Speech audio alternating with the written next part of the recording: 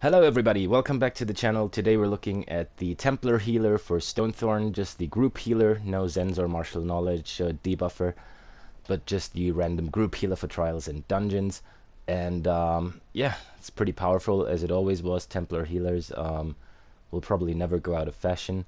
So let's take a look at the stats right away. Quickly pop a potion here. Now we're sitting on about 33k max magicka, over 17k max health, which is very nice for survivability, 12k max stamina. Our magicka recovery is really good with 2286, and then our spell damage is around the 2k mark, and our spell critical around the 46% mark.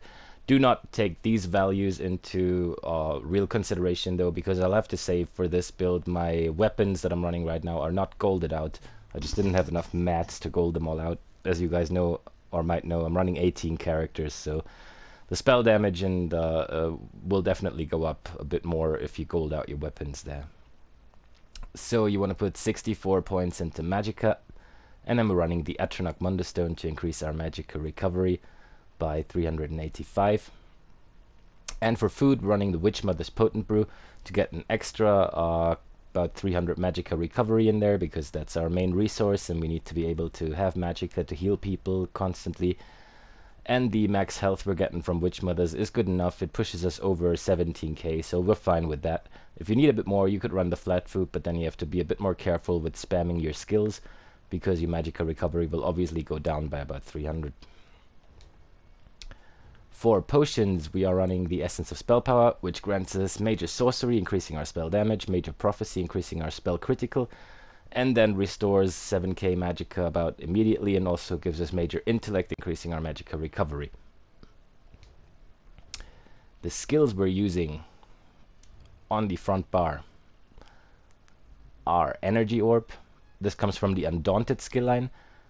Starts out as... what is it? Mystic Orb? No. That's the other morph. Starts out as Necrotic Morb. And what this does is it basically just creates this orb that is floating around and healing everybody for 900 health every half seconds that it passes by. And the most important thing about it, as always, is the Healing Combustion synergy. People can activate it. Everybody can access it and activate it. And then they will heal for over 6k health immediately and restore about 4k max magicka or stamina, whichever is their higher value, immediately. So this is very important. It's pretty much on every healer build ever. Looks like this. You just create this orb and it floats around, and everybody it passes by it will connect to and heal every half second for 900 health about. The next thing we've got is in the Restoration Staff skill line. It's called Illustrious Healing. Starts out as Grand Healing, morph it to Illustrious Healing, first thing you unlock.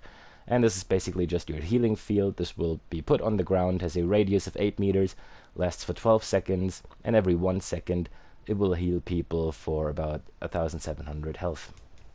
So it just looks like this. A circle, put it on the ground every 12 seconds, and everybody inside of it will continuously get healed. The next skill is our Burst Heal. This comes from the Restoring Light skill line. First thing you unlock, starts out as Rushed Ceremony. You can morph it to Breath of Life, and this will heal an ally or yourself for over 10k health, and it also heals another injured target for about 3k health. So if you see somebody's health in your group dropping really low, this is going to be your Burst Heal. Just looks like this, and then you will heal an ally for 10k health and the second target for about 3k health, or you can also heal yourself with it as well. Next up from the Restoration Staff skill line again is Radiating Regeneration. This is a very strong heal over time, and it comes in really handy in trials like Asylum Sanctorium, where people are spread all over the place and not stacking. So what this basically does is for 10 seconds you will heal you or up to 3 nearby allies for 18k health over 10 seconds. So it's a really strong heal over time that you can put on yourself or 3 allies and just have them be continuously healed over time. Yeah, pretty much looks like this. You'd see the beams coming out of the staff go into certain targets if he had one right here. So this is also very strong. And then again from the Restoration Staff skill line is Combat Prayer. This is pretty much a group buff. This will buff up to 6 people and give them minor berserk and minor resolve, increasing their damage done by 8% and their physical resistance and spell resistance by about 1300 for 8 seconds. Now this also heals your allies obviously, but this lasts shorter than any other skill that we're running, so this only lasts 8 seconds. So you want to make sure that you are behind your group, and every 8 seconds you put down Combat Prayer to increase all of their damage done for 8 seconds. So the complete front bar is pretty much healing skills only and that one buff here. And then for an ultimate, we're running the barrier, the reviving barrier from the support skill line. This is one of the strongest damage shields you can have. This is a radius of 12 meters, and everybody that's near you will gain a ward, sort of a damage shield for 30 seconds. It absorbs up to 26k damage, and the ward also heals everybody for 15k health over 15 seconds. So this is your oh shit button pretty much. If you know there's a lot of damage incoming and people are gonna take a lot of damage, you can just use barrier, give everybody that shield. It lasts for 30 seconds, it absorbs a whole lot damage, and it also heals the people that you caught with it. Okay, let's move straight on to the back bar. We're running a lightning staff on the back bar. And the first skill we've got here is Radiant Aura. This comes from the Restoring Light skill line as well. Starts out as Restoring Aura. You can morph it to Radiant Aura, and within a radius of 20 meters for a duration of 20 seconds, it will put minor magic steal to all enemies around you for 20 seconds, causing you and your allies to restore 300 magicka every 1 second while they're damaging the targets. So this is very nice. The other skill you can use here is Elemental Drain from the Destruction Staff skill line. But if your tank is running Alkosh and Pierce Armor, there isn't really much of a need in Trials anymore. And minor magic steal will also be given by this skill here. Plus this is in a whole radius, so you just lift up your stuff and everything around you will get the minor magic steal put on, which is really nice for ad fights and sustain for the group. And yeah, that's pretty much why we're using this. Plus, while slotted, you also gain minor fortitude, minor endurance, and minor intellect, increasing your health, stamina, and magicka recovery, which is also very nice for our back bar. Okay, the next thing we've got is Extended Ritual, also from the Restoring Light skill line. Starts as Cleansing Ritual. This is a 24 seconds long ground heal that will cleanse people and cleanse up to 5 harmful effects from you or your allies. And it will also heal people for 2k health every 2 seconds for 24 seconds. It also will give people a synergy called Purify, which they can then use to cleanse themselves from any harmful effects and heal for 5k health. So pretty much looks like this. It's a very big circle, as you can see here, and everybody inside of it can grab the Purify synergy, cleanse themselves from harmful effects, and will get healing 2k per 2 seconds about. So another ground heal we can offer here, plus a synergy. The next skill we've got is called Blood Altar. This is from the Undaunted skill line, and what this does is you put an altar on the ground.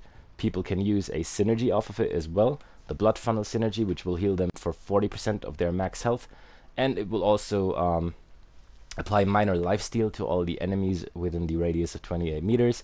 It lasts for 40 seconds, so it's very long. And minor lifesteal basically just means that if your allies are attacking enemies within the radius of the Blood Altar, they will heal every 1 second while damaging them. So as long as they do damage, they can heal themselves. Synergy is very strong for heals as well. Looks like this. You just put the altar down and then you're good to go. The next thing we're running is also a synergy, and that's one we can throw. This is Luminous Shards from the Adric Spear skill line. Starts out as Spear Shards.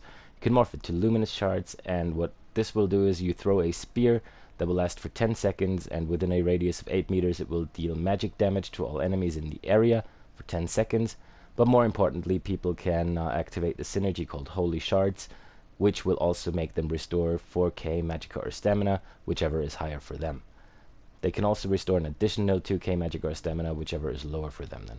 So just looks like this. You can aim it, throw the spear somewhere, preferably at your tank, for example, if he needs a synergy, and then people can just synergize it, plus it deals magic damage in the area. The last thing we've got from the Destruction Staff skill line is Elemental Blockade. And this we are pretty much just using to deal magic damage, and because it gives us a chance to set concussed enemies off balance, which will then make them take a lot more damage than they usually would. So there you can see it already proc there, off balance. And this is just a storm blockade on the ground that can set targets off balance, which will then make them take more damage from all sources. Plus, it deals a little bit of extra damage as well. And last but not least on the front bar will be Aggressive Warhorn, the other ultimate from the PvP skill line, Assault. This we're basically just using as a damage boost for our group. This will give major force to all of our allies around us, which will have them increase their critical damage by 15% for 10 seconds. So quite a strong damage boost. Plus, for 30 seconds, their max magicka and stamina is increased by 10%. So this we're basically just using as a damage boost. Okay, optional skills. There are a lot of skills as a healer that can be worth having unlocked. For example, if your tank is not running Alkosh, you might want to swap Radiating Regeneration out for Power of the Light, which will then deal minor fracture and breach to the enemy, reducing their physical and spell resistance by 1320 for 9 seconds. So this would be a source of minor breach. It's not really necessary this patch if your tank has you covered, but for 4-man content it can still be nice, especially if your tank is not running Alkosh or something else. Also, the ultimate from Dawn's Wrath, the Solar Prison, is very nice because you basically just call down this big orb from the sky, and it will put major maim, reducing the damage done by 30% on all the enemies in the radius of 8 meters. So this is also a source of damage mitigation. Plus, people can activate the Gravity Crush synergy and deal magic damage and stun the enemies in the area as well. So this would be worth having definitely as well. On the back bar, Channeled Focus would be an option if you're struggling with magic recovery, which you shouldn't because we're over 2k anyway in our magicka recovery. But however, this would put a rune on the ground which will give you major resolve, increasing your physical and spell resistance by 5k. Plus you also recover 240 magic every 1 second. So this helps out a little bit with sustain if you needed it. On the Restoration Staff skill line on our front bar, Healing Ward is something very nice to have because this will give one ally a damage shield that absorbs some damage. And it also, the target is healed for 43% of the shield's remaining strength every second. So this is a skill that's, for example, very nice if you have to heal the ice in Veteran Sunspire. You could even use something like the Black Rose Resto Staff for that fight with it. That's something very nice to have. And then on the Destruction Staff skill line, obviously, as I said before, Elemental Blockade, Elemental Drain, which would put major breach on the target, on the boss, reducing their spell resistance only by 5k, and would also apply minor magicka steal, just like this skill here does, the Radiant Aura. So if you wanted to run the Elemental Drain, you can do that instead of Radiant Aura as well. Another nice thing to have is Crushing Shock, obviously, because this is a range interrupt. So if an enemy is casting an ability like the Flame Shapers in Hel Ra, you can easily stop them from range by interrupting them. So this is also worth having leveled pretty much. You might want to have a shield for certain fights, in which case I'd advise to go for Harness Magicka from the Light Armor skill line, just as a plain damage shield, really. Alright, and then these skills are pretty much, except for the two we're already running, are pretty much very niche uses. Another skill that's very nice to have is Purge from the support skill line. You do have the cleansing effect already on your extended ritual here, when people can activate the Purify synergy and cleanse themselves. But sometimes it takes a little bit more, like for example if you're doing Veteran Halls of Fabrication, you might want to have Purge on as well. And that's about it. So let's get right into the passives. We are a Breton on this, mainly for the decreased skill cost and the magicka recovery. So what this does is Gift of Magnus. It gives us 2000 magicka. Then it increases our spell resistance, plus the effect is doubled if we are afflicted with burning, chilled, or concussed, and increases our magicka recovery by 100, which is very nice. And then magicka mastery reduces the magicka cost of all our abilities by 7%. So this really helps out with having great sustain.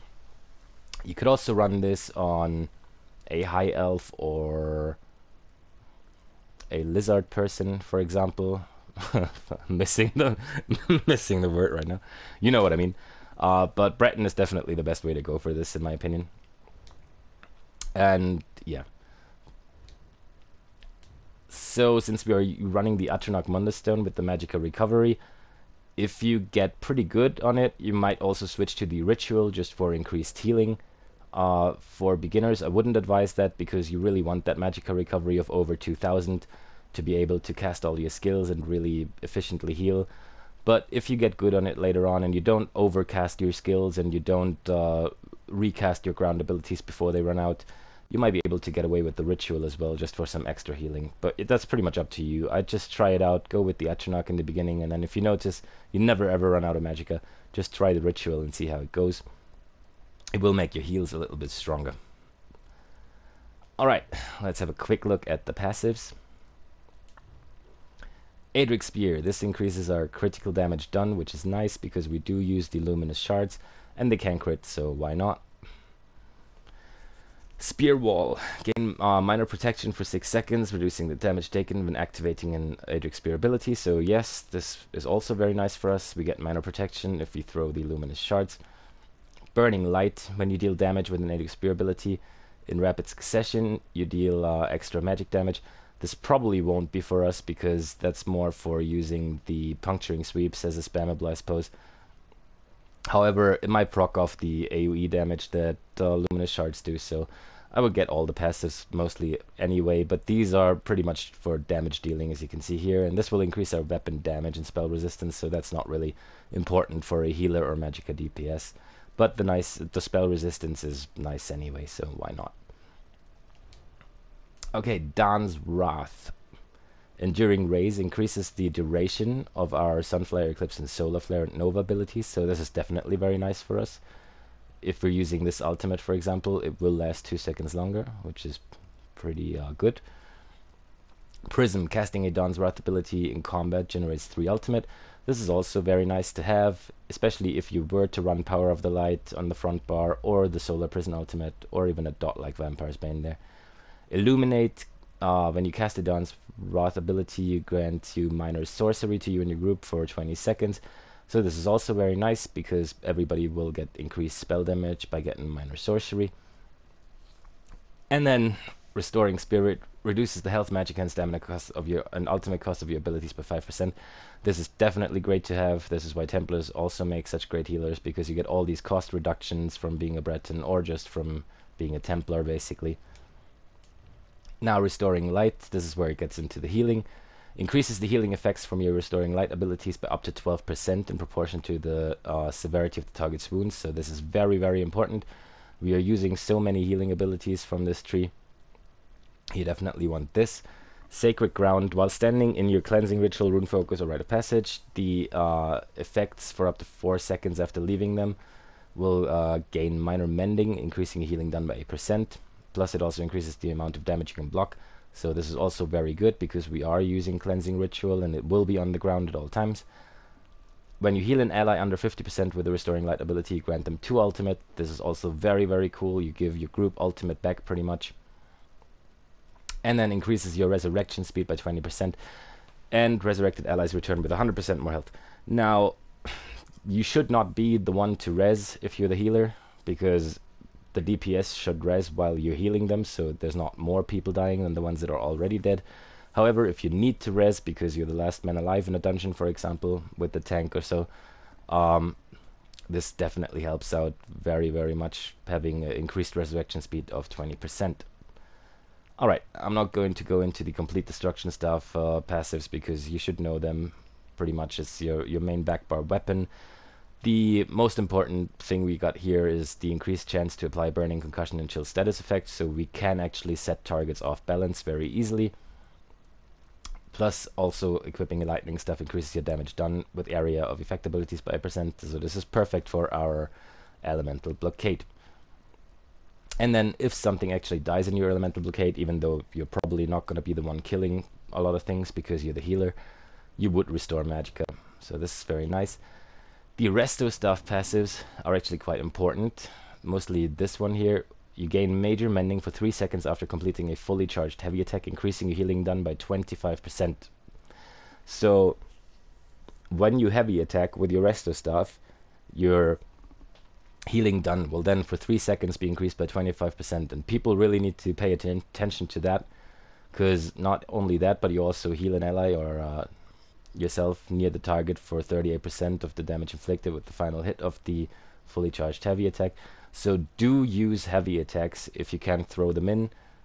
It's very, very good on a healer to actually do a heavy attack with the resto stuff, and then within the next 3 seconds right after just cast your illustrious healing or your burst healer, whatever you need to cast at the time. Alright, all of these are pretty much just for magicka restoring and increased healing, so you definitely want all of them as well since it's your main weapon.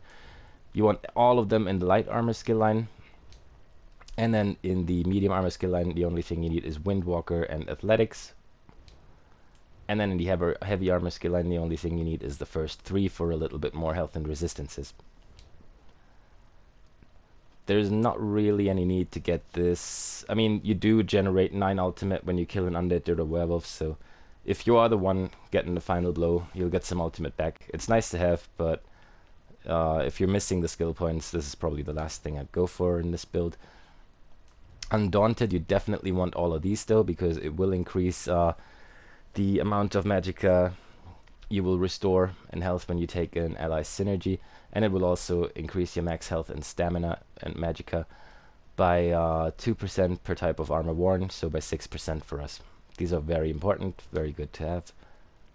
And in support, the only thing you really want is magicka 8, which increases your magicka recovery just for having a support ability slotted, and we do run the barrier on the front bar, so you will get up to 10% more magicka recovery on your front bar just for having it slotted. Obviously you want all of your racial skills, and then the medicinal use in alchemy, so your potions last 30% longer and can never run out. Okay, so much for that. Now let's get into the gear. No big surprises there, to be honest. We are running the Master's Restoration stuff on the front bar. You should gold out your weapons. I just haven't gotten around to doing it yet because I needed my mats for other stuff. So you want your Master's Restoration stuff, which comes from the Dragonstar Arena. You can also do this on normal and grab it on normal, or you can do it on veteran and get the perfected version, which I think has like 1k more magicka or 100 more magicka recovery or something like that. So it is worth getting the perfected one because you're using it on your front bar. However, you're totally fine with the normal one as well.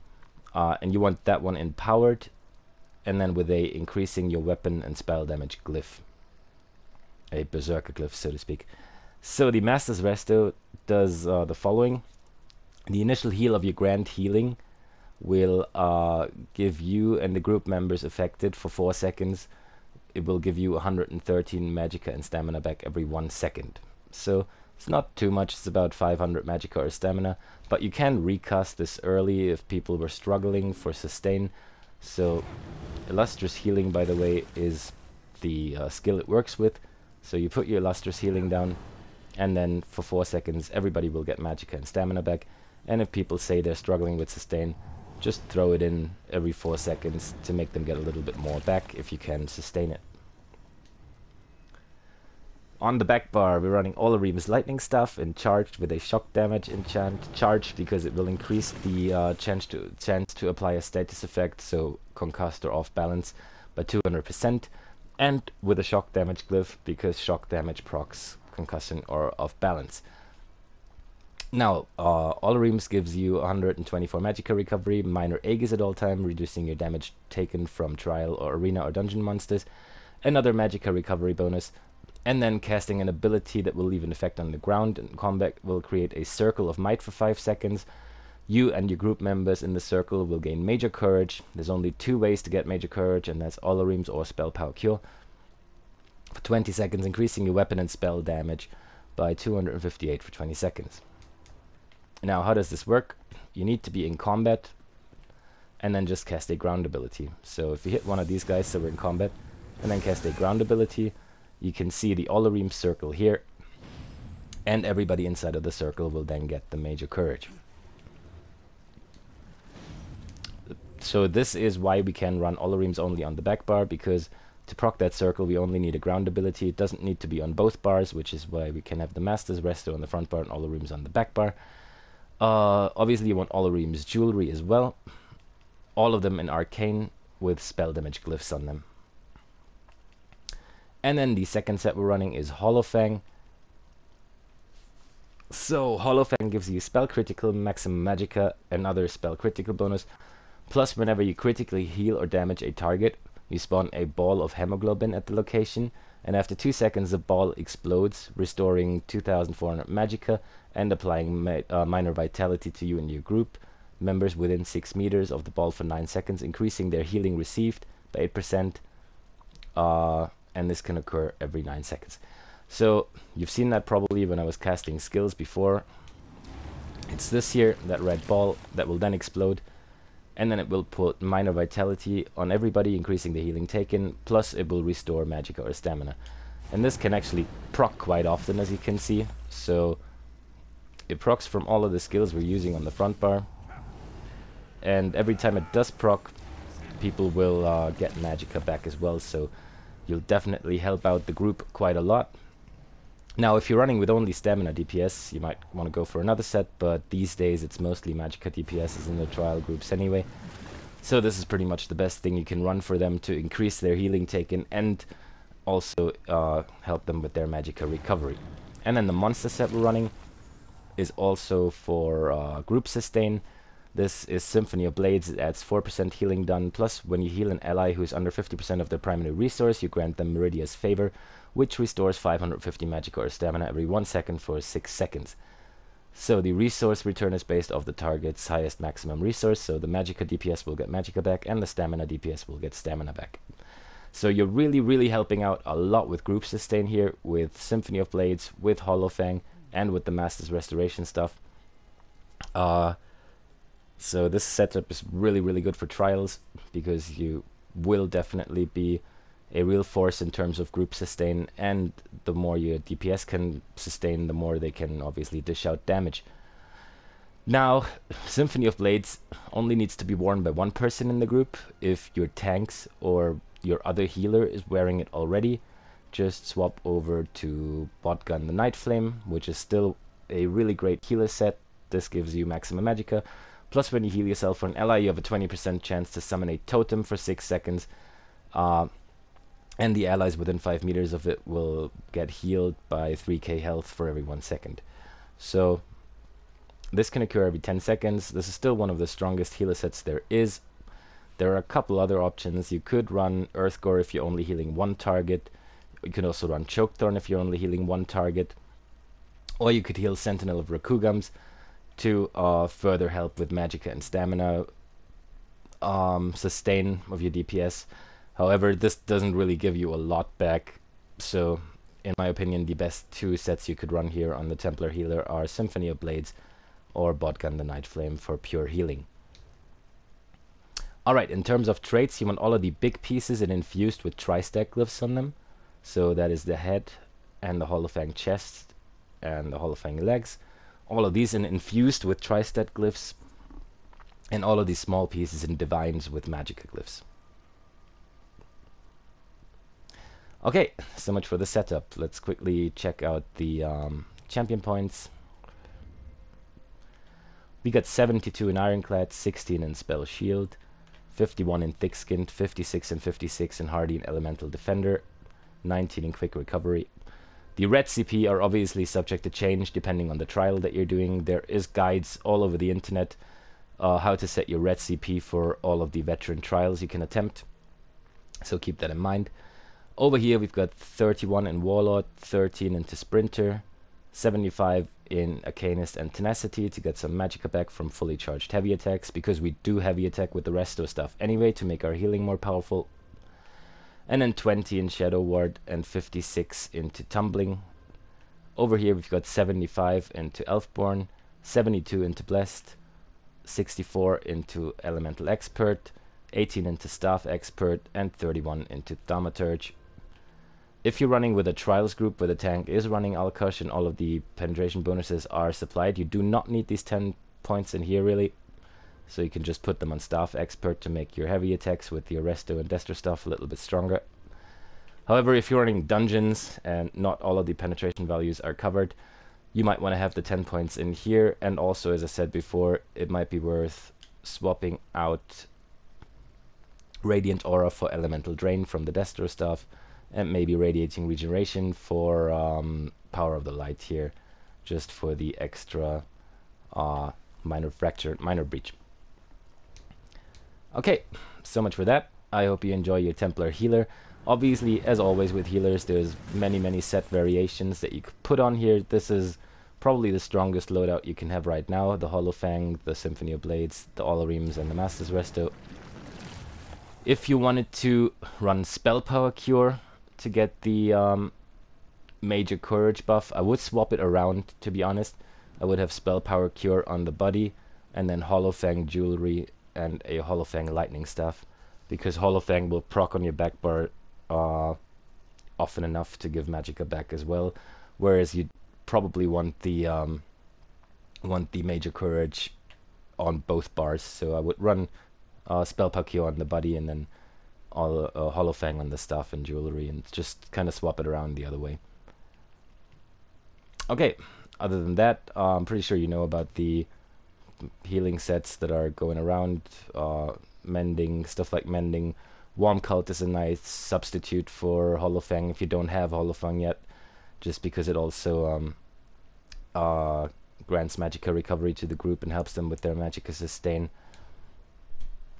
Other than that, you could probably just run Century or the new Ventus Respite set. There's a lot of things that are there, but I do really like Hollow Fang just because of the minor vitality it gives to the group, and it really restores a lot of Magicka every time that ball explodes. Okay, so much for that. If you have any questions, just let me know in the comments, and enjoy your Templar healing. I'll see ya.